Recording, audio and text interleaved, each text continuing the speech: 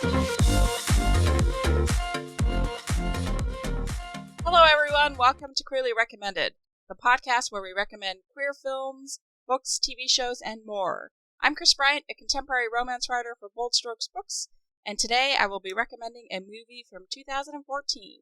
And I'm Tara Scott. I review queer women's fiction at the Lesbian Review and Smart Bitches Trashy Books. Today, like last time, I am actually recommending a reality competition show, but this one is brand new and it's very, very different from Legendary. If you'd like to support the show, there's links in our show notes where you can contribute to our coffee or you can sign up for our new newsletter. Woo! By the time this episode is up, the first newsletter will be out. We are currently thinking it's going to be twice a month, but we're going to see how it goes depending on how you all feel about it. If you have already received the first newsletter and have feedback, please respond to it or send an email to podcast@queerlyrecommended.com. So, Kris, we're recording this on November 12th, so I think we need to talk about pretty much the biggest dumpster fire going on at the moment, Twitter, which quite frankly, the reason I'm calling out the date is who knows if it's even going to still be standing up by the time this episode goes up. Like, I hope it will. Probably it will. But, like, I'm also not 100% sure. Right. And a lot of people are leaving, but then they're not. It's weird. It's interesting. I have seen some followers drop off because everybody's like, I quit Twitter. But you know what? I have always enjoyed Twitter because, you know, yes, Elon Musk has taken over the evil, empire is now at the helm. But I have found the most hilarious and intellectual people and so creative on Twitter and their tweets. It's hilarious. And the memes that people come up with. I mean, yes, I use Twitter to promote my books and to talk about lesbic and sapphic literature. But I also get a lot of my news. Yes. Immediate news happens on Twitter too. So I'm sticking around for a while, and I'm gonna sit back and eat some popcorn and watch this dumpster fire go down. And it's amazing. I mean, there is definitely a red side and a blue side to Twitter, and just to get my blood boiling, I'll hop over to the red side and see what idiotic things people are saying, which are truly idiotic. And then I go back to the blue side where I calm down, and it's all about puppies and voter rights. And voter rights and the rights of people as people and humans. And so I do like Twitter for that. It's really good for my ADD, choo, real fast. It's great for me.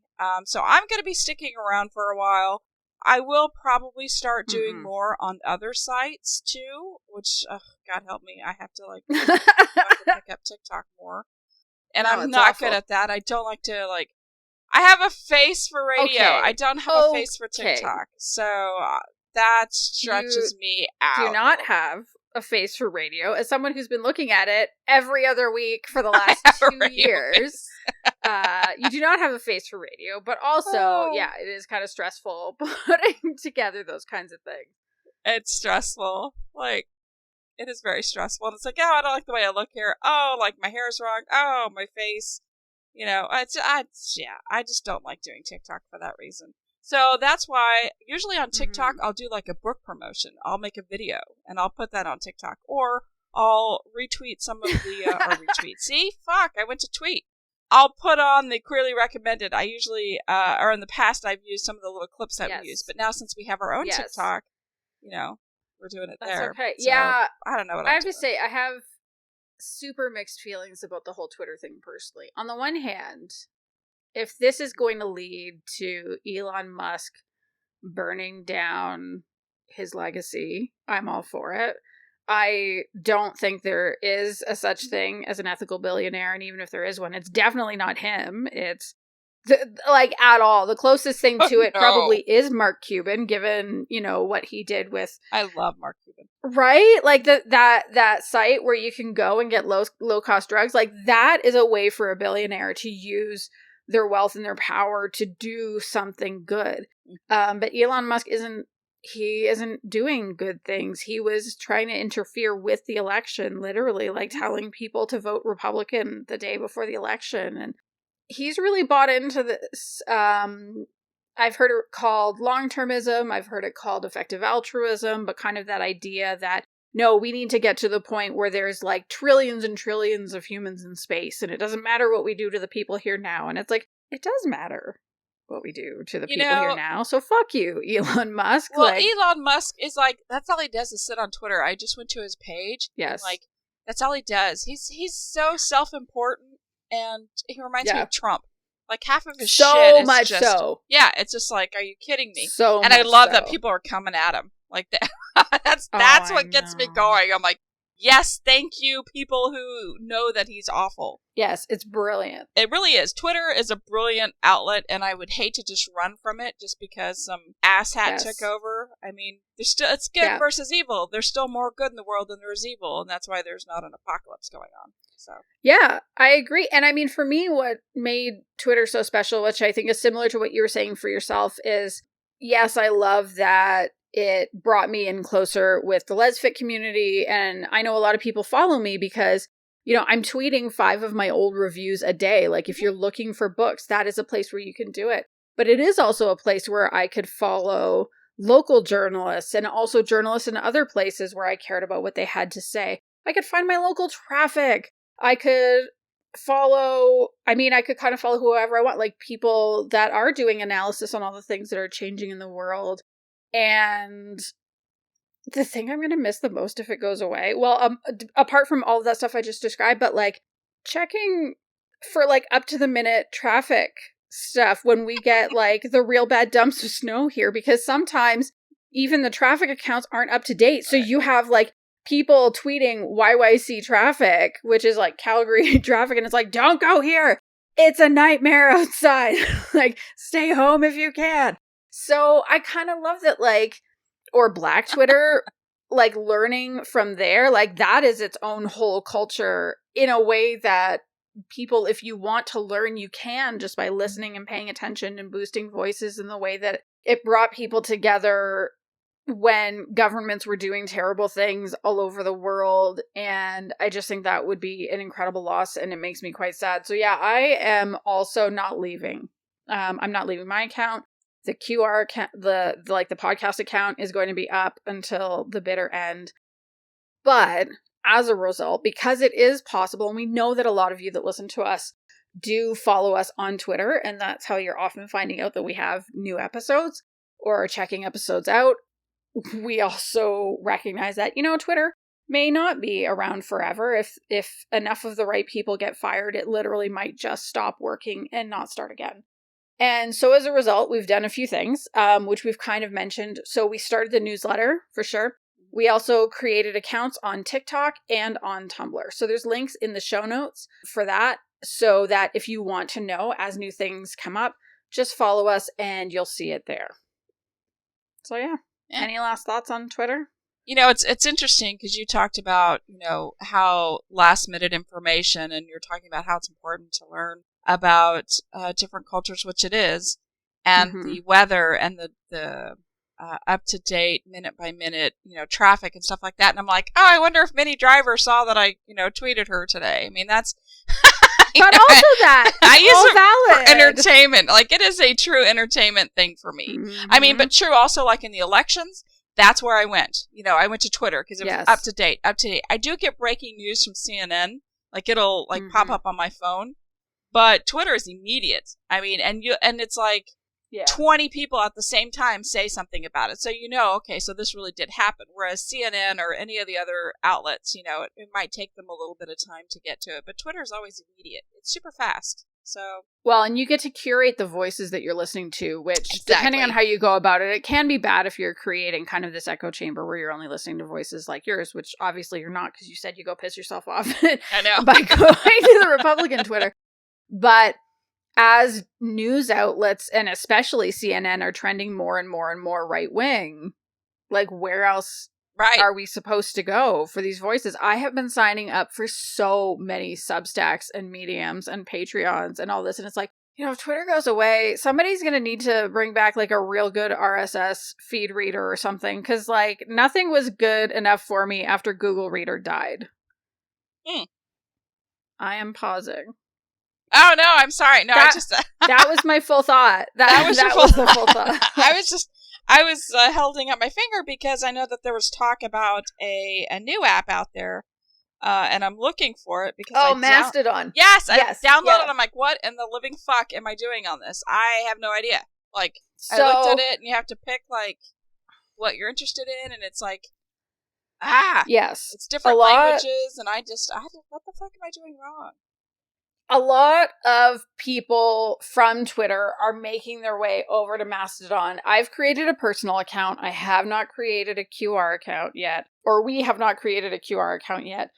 I don't know if we're going to, just so for people listening, we might. It's hard to say, but right now, between the newsletter, TikTok, and Tumblr, that's enough kind of to see if it makes sense for us. If you feel very, very, very strongly about us joining Mastodon and posting updates there, again, you can let us know at podcast@queerlyrecommended.com. If we have enough people requesting it, then yes, that is absolutely something we can do. For my own personal account, I'm not tweeting reviews yet. I'm mostly just seeing, like, who I should be following, how does it work, paying attention. Right. But that might be something that I end up doing, especially if there are any of the, like, auto-scheduling platforms that currently allow you to schedule, like, tweets and Facebook posts and Instagram posts and TikToks and the like. If any of them add Mastodon, then that might be something that I start doing. But for now, just checking it out. You can find me on there. We can put the link to that in the show notes, too. So, Kris. Yes? What have you been reading or watching? So, I would like to say that the 5th season of The Handmaid's Tale came to an end. It was the cheerful season, right? Was there a musical episode? Rainbows? Song and dance? So, here's the deal. So, this whole time, I thought that was it. It was the series finale. This was the big thing. And I was okay with the ending. I mean, they left a lot going on. I was like, well, I'm okay with this. I mean, as good as I could be okay with it. And then one of my friends said, no, they're filming a season 6. So there's a whole other season that's coming. So it really wasn't the series finale like they had said a year ago. When they were like, oh, this is the last season. Interesting. Yeah, so I don't... Is next season maybe the Vigilante We're Gonna Burn It All Down season? It could be. That would be very nice, wouldn't it? Yeah. And I never read the book, so I really don't honestly know how it ends. I'm just going with the flow on this one. It's one of those where, you know how I am. I'm loyal to a fault. It's like I have to, I'm so loyal to these shows that I have to watch them. I mean, I rarely jump ship on a show. Mm-hmm. If I'm in it for this long, I'm in it for a long time. But I mean, sometimes I'll dump a show after like 2 episodes or 1 episode. That's different than watching it for seasons and then just bailing. Can't do that. Oh, yeah. So, Handmaid's Tale. So, apparently there's yet another season, so hang tight. The Great British Baking Show. You know, it's simple. It feels like a hug, a warm hug. Yeah. And I love that there are queer contestants, and they are so embracing of queer contestants. I love that. Yes. I love it so much. I do too. They've kind of, and they have pretty much all along, haven't they? Yeah. Yes. So, like, one of the characters, one of the contestants is queer. And I was like, I didn't know that. Debbie's like, yeah, didn't you? We watched at the very beginning, he talked about his partner and stuff like that. And I love that it's so normalized that even I didn't recognize it. Like, oh, queer. Yeah. It was so normal. And I love that. And I wish I had that. And so, speaking of series finales. That sounds weird. I'm tired. Fin-allez. Speaking of finales, The Walking Dead is ending, and I'm watching the finale tonight. Oh, It happens tonight. Are you going to be okay? I'm not okay. I'm not. You know, it's weird that I get sad when a series ends. Like, I get emotional over, I got emotional over Game of Thrones when that ended. And Blackish. And, Breaking Bad and Killing Eve. We were angry mad at that and sad. Orange is the New Black and Scrubs. I mean, I cried, so. Yes. I'm going to be a wreck by the time this podcast drops. Like, I'm just going to be a wreck. Because, like, my apocalyptic life is ending. But I know there's offshoots from that. If you had to pick one, what is the most impactful and or best series finale you've ever seen?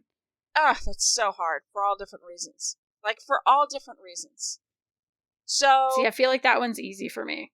You think that one's easy? Yeah. You go ahead and answer. The Good Place. Oh, see, Hands down. I didn't finish that.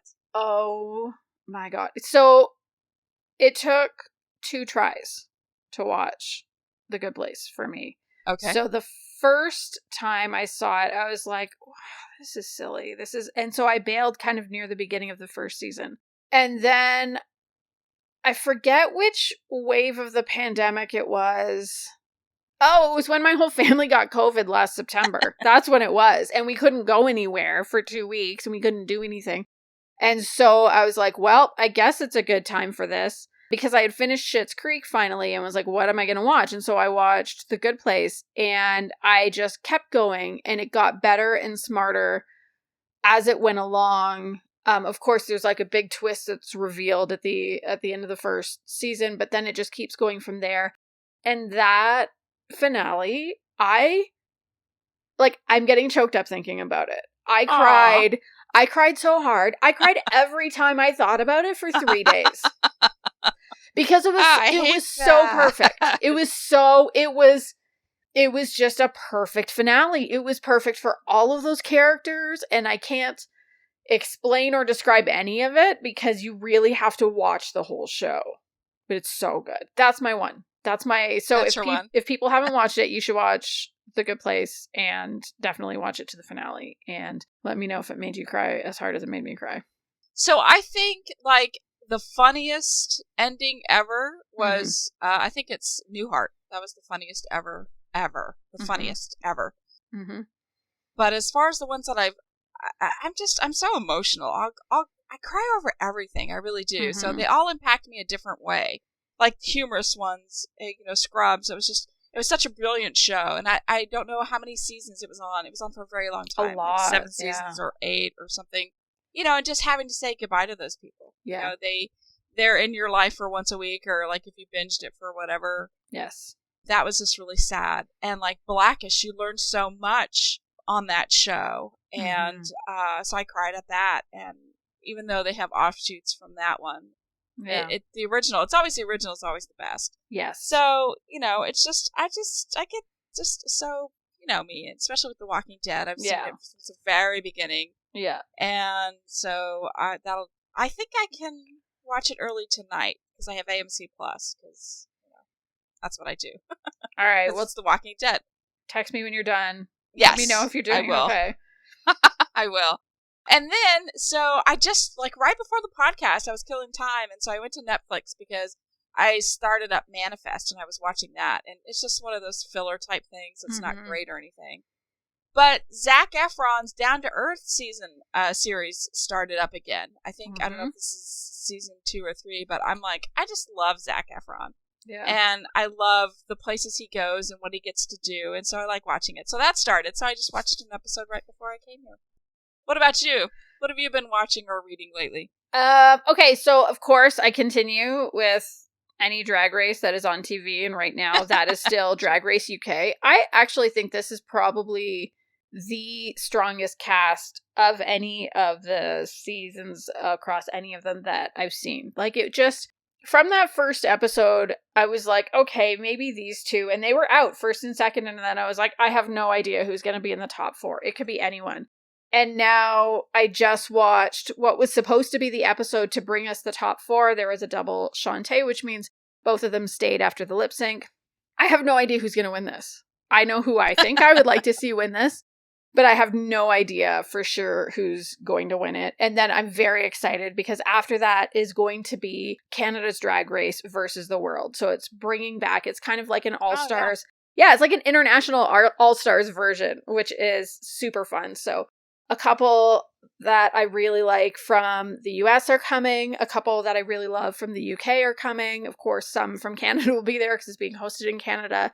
Right. But season 3 of the Drag Race UK had a queen called Victoria Scone.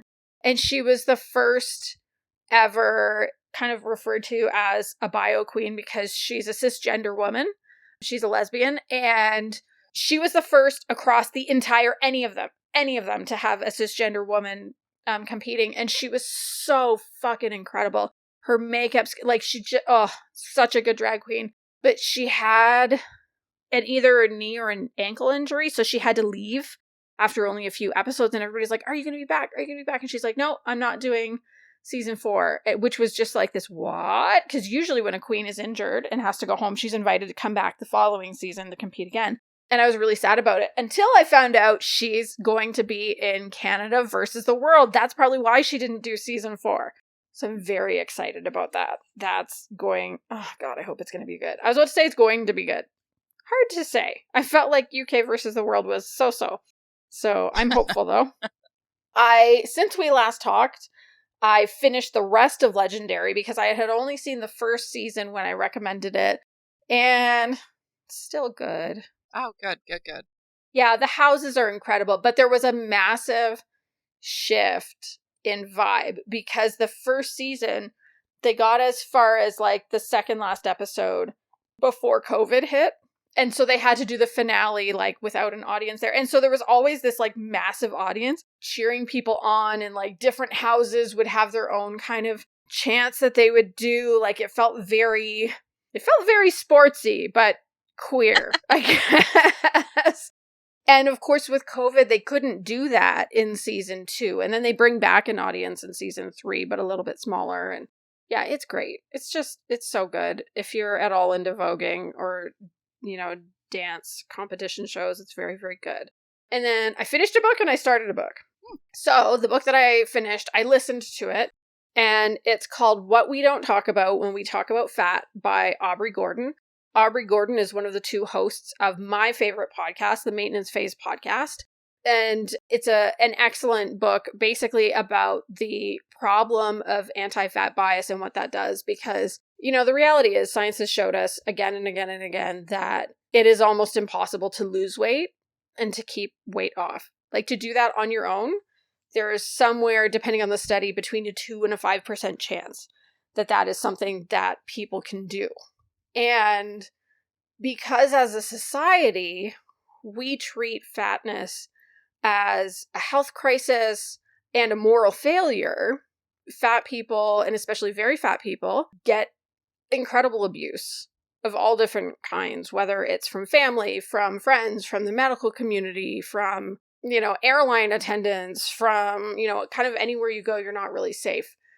I have many fat people in my life. I grew up with a fat mom. I have a lot of people in my family that are fat. And so it's kind of something that I've always sort of been aware of and tried to keep biases where they should be, or deal with them as they should be dealt with. But I appreciated reading this because she brought kind of other lenses on top of it. So like I knew about medical biases for sure because I've heard a lot about that from people in my life, but also hearing about, as an example, in terms of like how medications are studied and how they're often not studied with fat bodies. And so you end up with that problem. I think most people know about this, but that problem of like, if you take Plan B as an emergency contraceptive, it might not work if you're over 165 pounds or something like that. Wow. So that one I knew about, but what I didn't know about is, as another example, it can impact trans people accessing healthcare. They can be held back from surgeries, from hormones, from all kinds of things by doctors who are saying, well, you need to lose weight before you can have any of this.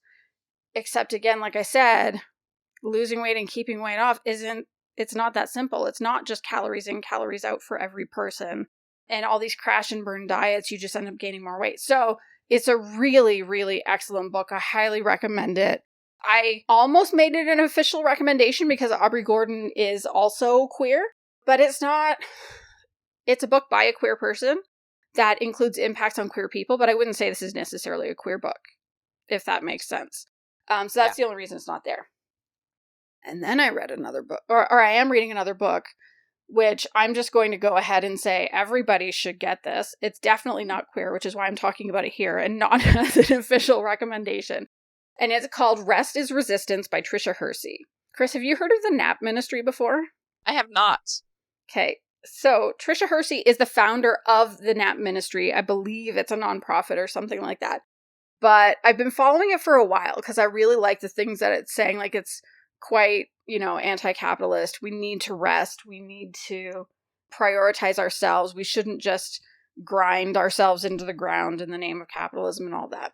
And I saw she had a book coming out and I was excited about it and I bought it. But before I even had a chance to read it or start reading it, I'm not done yet, I saw that she's on Glennon Doyle's podcast, the one she does with her wife, Abby Wambach. It's called We Can Do Hard Things. And if you do nothing else, even if you don't read the book, listen to that podcast episode at least. But I say, do both because it's always good to send, some money the way of an author who's doing very good things. But the central premise of this book is that white supremacy and capitalism have kind of come together in this holy marriage to create hustle culture, this idea that we need to be grinding all the time. If you're not working, you need a side hustle, or you need to get another job, or you need to, whatever it is. And this keeps us all tired. It keeps us exhausted. It's causing burnout. And when we're burned out, we don't have the time or the energy to think about how we are being hurt by the various systems that have been set up to continue to prop up white supremacy and capitalism and all of that. Like the idea that our value is bound up in what we produce is just false and unfair. And it doesn't benefit us. It benefits the people like Elon Musk. Right. And so what Tricia Hersey is saying is that we need to take the time and the space to rest. We need to be able to say, I have to live within capitalism, but capitalism doesn't own me. And some of how we can even do that is just by taking a nap. Like, it's this simple, beautiful. And in the beginning, she talks about the story about her grandmother, that every single day, her grandmother would sit back on her couch and close her eyes for 30 minutes. And, the grandkids would be like, oh, grandma's sleeping. And she's like, I'm not sleeping. I'm resting my eyes. But she would take that 30 minutes a day to rest her eyes. And when you take that time to just pause and kind of disconnect from everything else and have that rest, you can be more creative. You can be more energized. You can solve problems better, because when your mind wanders, it can do all of these things. And I've actually been trying it, and even just in 10-minute spurts, not even 30. And it is incredible. The things by not even thinking about something, then the solution to a problem I've been trying to solve will just surface in my mind. It's incredible. So yes, I highly recommend this book. You'll notice when you read it that there's a lot of repetition of phrases, of thoughts. And that's something that's by design. She talks about that in that podcast because this is a manifesto. And that repetition helps kind of lock it and bake it into your brain. And so it's really deliberately done and it's really beautifully done. And I just think what a gift that in an age where everybody is still saying grind, grind, grind, hustle, hustle, hustle, we have voices like Tricia Hersey's telling people, no, you're enough. You are enough exactly as you are, no matter how much you produce. And you deserve to rest. And it's only through rest that we're going to have this liberation from these hateful ideas and patterns and ways of thinking and living. That's actually very important because I took off all of October and November from writing, and just to decompress and take time for myself and think about things. And it's nice because actually Heather Blackmore, she came to visit several years ago, and she has that philosophy, just if I'm sitting on the couch and I look like I'm not doing anything, I really am. I'm thinking about things. I'm thinking about my writing, or I'm working through things. But she also believed in the whole take some time out, and just not do anything other than just relax. Relax your mind, relax everything. So at least I know of people who are using that approach to life and to just getting through all of this. So yeah. So I'm taking time off too. So so I might have to do something like that and listen to the podcast at least. So thank you for that. Yeah. All right, Kris. What is your official recommendation this week? So this week I watched a movie, and it's called Life Partners, and it's from 2014. And I always worry about the movies that I recommend that are close to 10 years old, if they've held up, and actually this is a really good movie. It's called Life Partners, and here's the little blurb. a 29-year-old lawyer, Paige, played by Jillian Jacobs, and her lesbian best friend, Sasha, played by Leighton Meester, experience a dramatic shift in their longtime bond after one enters a serious relationship. So, as you very well know, I am a true sucker for a book or a movie about relationships. I mean, that's how I write my books, based on the emotional toll of relationships. And this was exactly what I needed and what I wanted. So we have Sasha, she's 29 years old. She's the lesbian in the relationship. It's just a solid friendship for years and years and years. So Sasha's the lesbian. And it's interesting because she's 29 years old, and she keeps telling herself, I'm a musician. I'm going to go write a bunch of really cool songs when I'm working on an album. But really, she's just a shitty receptionist somewhere. Her parents send her money to help cover the costs of living in LA. And they keep at, her mom's like, hey, how's that album coming? How's it going? Her parents believe so much in her. And she's not doing anything other than just going out and having a good time and jumping from, lesbian bed to lesbian bed to lesbian bed. So she's spending more time focusing on her, like, let's have fun, than actually, like, focusing on her life and her future.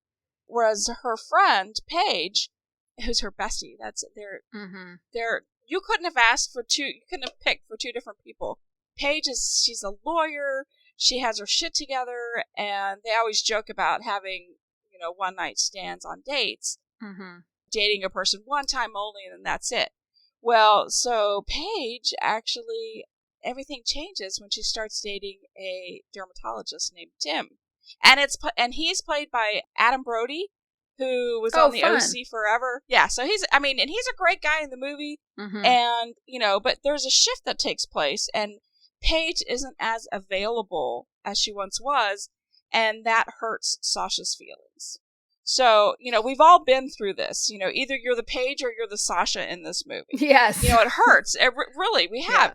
And it's a tug of war. It's like, okay, I want to spend time with my bestie, and I'm glad that she's, like, in a relationship now, but don't take away my time. And that's what's happening. So Tim comes in, and he kind of, like, inserts himself, like, on movie nights and dinner, and it's really frustrating for Sasha. And it's just hard because it's hard for her because she's losing her friend. But she's not really losing her friend. She's just losing time with her friend. Yeah. And this is a great story because it's not about the lesbian who falls in love with her straight friend. This isn't that movie. Oh, I thought so you've been describing all of this, and I was like, okay. So friends to lovers, bit of a love triangle because the one is doing this. And okay, that's not where I thought somehow through all of this, Paige was going to hear like this big confession of love, and then it was going to unlock something in her brain that's like, and of course I've been in love with you. Right. And I actually thought that too. When I was watching the movie, I'm like, okay, when does the shoot? When does it drop? When do we know that like they're really in love with each other? But not at all. This is just trying to adjust to having another relationship into a deep relationship. And it's funny because the movie starts off and you just see these two people, like two women bickering in a car. Like one's driving in front of the other and they're like, that's my parking spot. Fuck off. That's mine. And they're like fighting. And then they, the other person parks and they get together like, hey, good morning. And they hug and it's them, and that's how it shows like they have just such a really cute, cool relationship and have for a long time. And so, the acting is very, very cute. Mm-hmm. And it's legit, two women who respect one another and want good things for each other, but it's unrealistic to expect it to happen at the same time.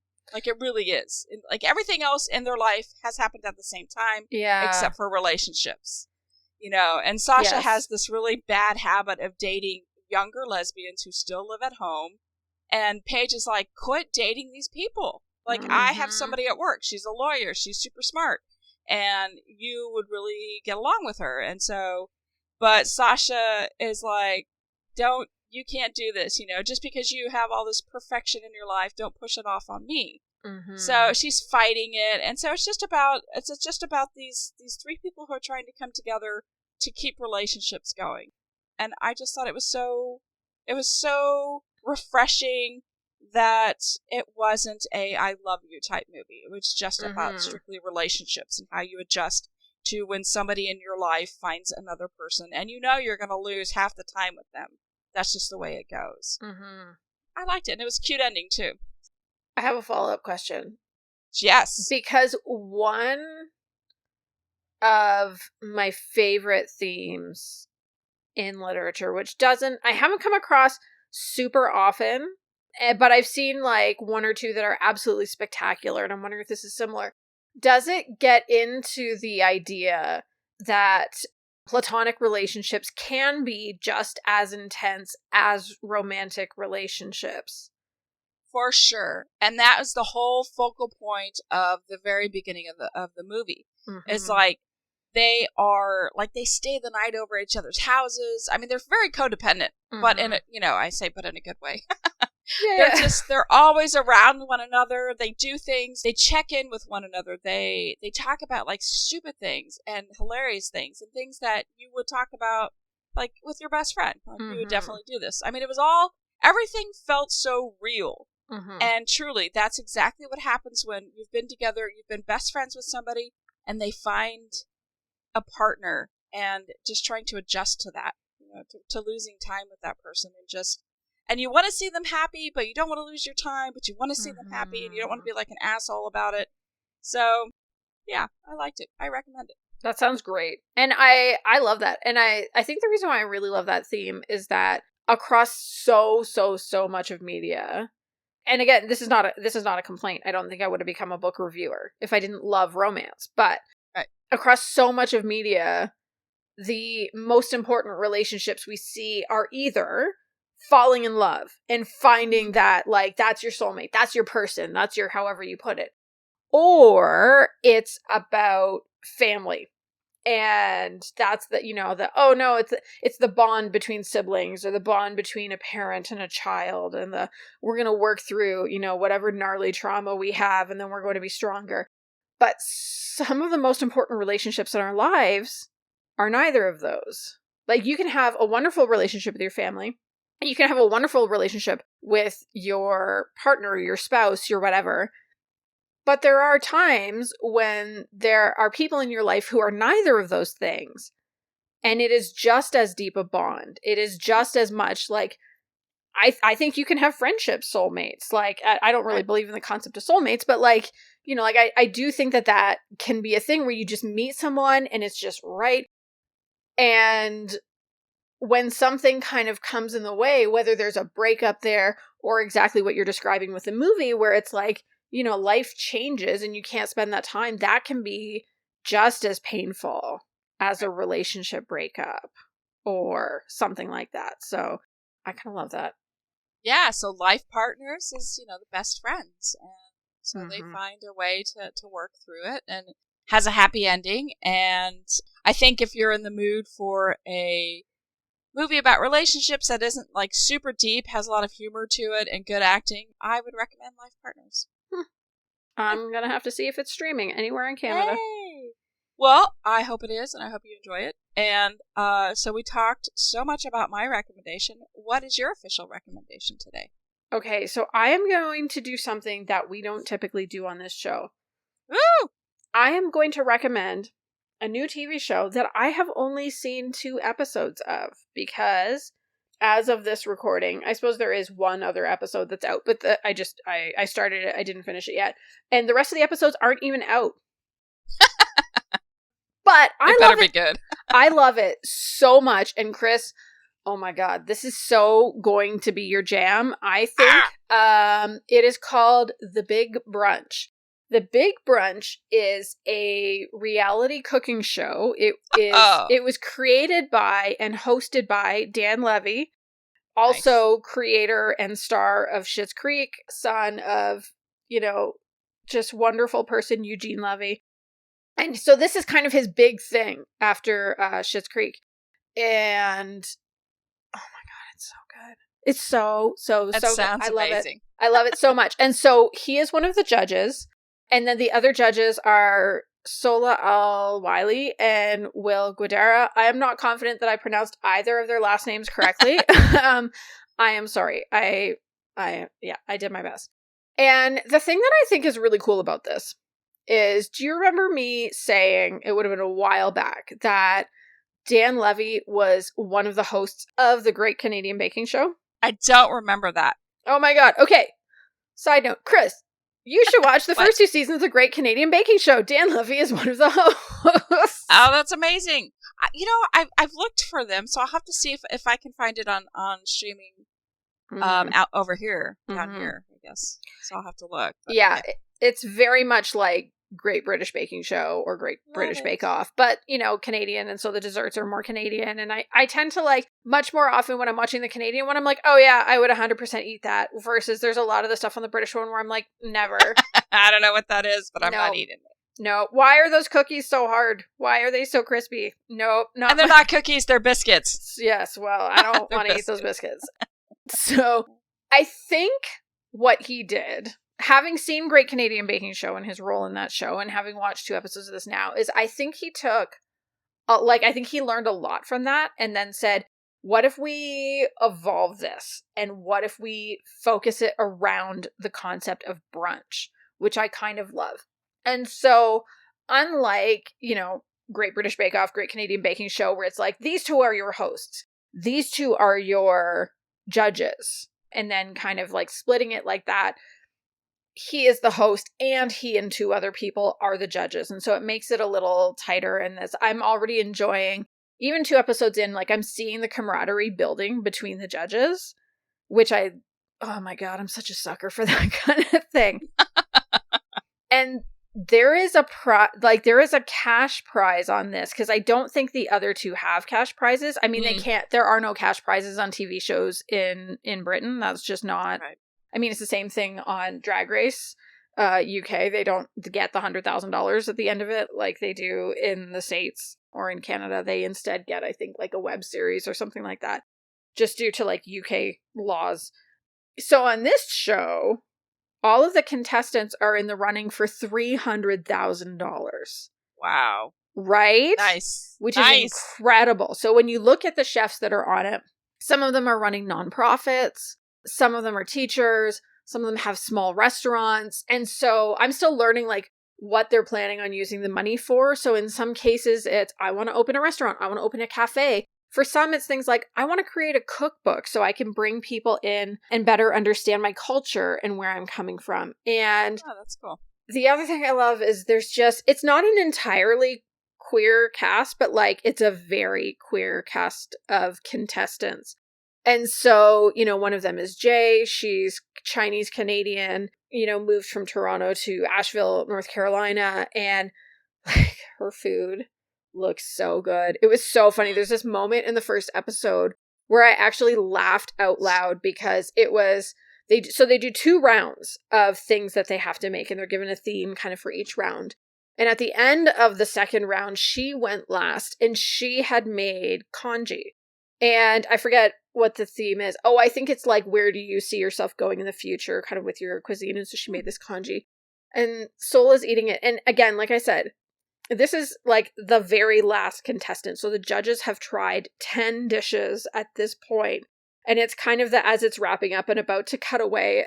And Sola says, while she's like spooning up more and looking down, she goes, I'm going to eat this whole fucking bowl. And I just laughed so hard. And I was like, oh, I got to go find you on Instagram because I need more of you in my life. Like, you're wonderful. So yeah, there's Jay, and like I said, Chinese Canadian, really kind of bringing in all of those things and talking about being this, like, very visibly queer, also very out, and talks about being openly queer. Kelly is there. She talks about her wife and how her wife was kind of encouraging her to maybe tone down her resting bitch face, which I thought was hilarious. And then Katie is another one who came on and is non-binary. And the other thing I love is it's not like, let's make a big deal. It's kind of what you were saying about the Great British Baking Show, how you were like, oh, wait, that person is queer. And Deb's like, yeah, like, and how you were saying it's not that big a deal. It's the same thing here. Like, they're just coming on, they're being chefs. Yes, they're talking about their queerness, but it's not like, let's do a spotlight on the queer people. It's queer people just living as openly queer in this competition, which I think is wonderful. It is. I love that this is another one of those shows where they help each other. Like when they have to bring their food up because they're making 3 portions, it's nobody has to go back and grab that third dish. There's always another contestant who's helping them bring their food up. Right. They're always encouraging each other. There's like, yes, sadness as somebody gets kicked off the show, but there's also like everybody's so proud of the person who gets Best in Brunch, which is kind of the equivalent to Star Baker. Right. And so I love that. So no, there's no bad guys. And again, I thought it was really funny. I think it was in the first episode that Sola turns to Will and says, I feel like we're the villains. It's like, yeah, I mean, a bit, but not really. Yeah, you also, have to vote them off. Yeah, like they do, and I feel like with the way they give their feedback, like, yes, they are critical, but they're never cruel. Right, and I love that. Yeah, they're never, or at least I never find them to be cruel. Like, I think sometimes on the Great British Baking Show that Paul Hollywood can be a real dick. I mean, I get that he's the expert, but there are times where the feedback he's giving is just like, my dude, did you have to say that way? But he's not nearly as bad as, like, Gordon Ramsay or something like that, So, well, they all kind of laugh about it. Like, it's like, this biscuit got a little dark. Maybe. Yeah. I mean, I guess because I've seen the other cooking shows where even like Top Chef has more of a sting to it than the Great British Baking Show. I feel like, yes, maybe Hollywood does go and say something a little zingy, but for the most part, everything you need to learn about life, you can learn from the Big Brunch, like the Great British Baking Show, and Kindergarten. I love combine them and we'll all get along. I mean, that's what we need to do. Yeah, and I mean, even like when they're taking critical feedback, most of the time the contestants, they thank them for the feedback, or they acknowledge it, and there isn't, I don't know, it's just good. It's just so good. I'm gonna watch it. I'm totally gonna watch it. You need to watch it. No, I will. Yeah, like I think you know what? This can be our show because it's ongoing and we've never had a show before. We could do this. We need to do this. Yes, we need to do this. It's actually available in both countries. So if you are in Canada, so this is actually an HBO Max show. So if you're in the States, that is where you should go to check it out. If you are in Canada, that means that you are heading over to Crave. I'm sorry, people in other countries. I don't know where you go to find the Big Brunch, but please check your streaming service provider, and I'm sure you can find it, because truly it's wonderful, and I cannot wait to see the rest of it. I have no idea who is going to be in the top 4 of this show.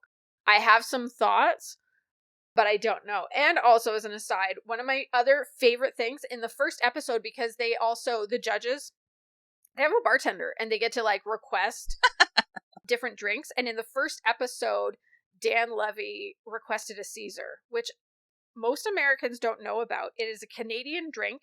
It was invented in Calgary at a restaurant called Caesar's, and it's like a Bloody Mary, but instead of tomato juice, it's made with Clamato. Okay. Do you know what that is? I kind of sort of do, yes. It's like tomato juice, but there's also clam juice mixed in. Yeah. Which sounds disgusting, but when you mix it with vodka and there's some spices that go into it. I think there's a tiny bit of Tabasco, and there's all these spices around the rim of the drink. It's very good. It's very much a brunch thing. It's not like you're never gonna go to a bar and ask for a Caesar. That is not how that goes. It's not that kind of Yeah, thing. I do spicy Bloody Marys. It's not without. Yeah, it's not unlike I know. Without, yeah. So, but I don't want clam juice in anything I eat or drink. I'm not down with seafood. You know this about me. I mean, even if we put a lot of vodka in it, I mean, maybe after 6 Bloody Marys, spicy Bloody Marys, I could try one. But I am not a fan of seafood at all. And and here's the problem. I love all these shows, these cooking shows. Yeah. And it was funny. I did see a meme not too long ago about when you first start a cooking show, you don't know how to do anything. But by the 6th episode, you're like, oh yeah, Marjorie's using too much of basil in this, recipe because you think you know. I know, because you think you know everything, and that's me. But truthfully, I don't eat meat, so I could never be a judge on anything. I can never say, "Oh, that looks really good." because I don't eat meat and I don't eat seafood. So, I mean, I'm very difficult. Then you're going to really like there's one chef in the show who is doing all vegan. Oh, cool. Yeah. And it's very good. He did a ceviche that would have fooled them if they didn't know that it wasn't actually seafood in there. He did it using mushrooms. Oh, nice. So yes. I'll do mushrooms. I'll do mushrooms all day. I love mushrooms. I hate them. You can have mine. Isn't that funny? I think people either we should do a poll. Do you love mushrooms or do you hate mushrooms? Because I don't think there's an in-between. I don't think there's like I'll take it or leave them. I'm totally going to run a poll. When we do this, you should put that on Twitter and see what people say. Yes, I'm going to do a poll on Twitter and we're going to see. Well, that is all for this episode. Thank you so much to everyone who listened. If you enjoy the show and you haven't subscribed yet in your podcast app, please make sure you do so you get notified when we release a new episode. If you have a friend who you think would like Queerly Recommended and needs new queer media in their life, please tell them all about it. Or if you would like to support us, we have links in our show notes to our coffee and to sign up for the newsletter. Please sign up. Please let us know what you think of the newsletter. Or if you want to connect with us on your favorite social media sites, we have links in the show notes for that too. Or you can just search for Queerly Recommended on Instagram, Facebook, Tumblr, TikTok, and Twitter if it's still around. Or email us at podcast@queerlyrecommended.com. Goodbye, everyone. Goodbye.